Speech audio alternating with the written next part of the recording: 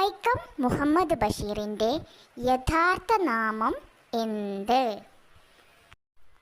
ഉത്തരം കൊച്ചു മുഹമ്മദ്. നാലാമത്തെ ചോദ്യം, വൈക്കം മുഹമ്മദ് ബഷീർ പ്രസിദ്ധനായത് ഏതു പേരിൽ? ഉത്തരം ബേപ്പൂർ സുൽത്താൻ.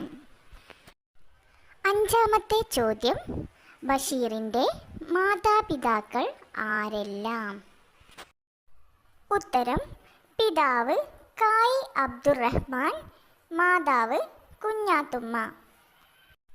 ആറാമത്തെ ചോദ്യം, ബഷീറിൻ്റെ ഭാര്യയുടെ പേര് എന്താണ്? ഉത്തരം ഫാബി ബഷീർ. ഏഴാമത്തെ ചോദ്യം, ബഷീറിൻ്റെ ആദ്യ കൃതി ഏത്? ഉത്തരം പ്രേമലേഖനം.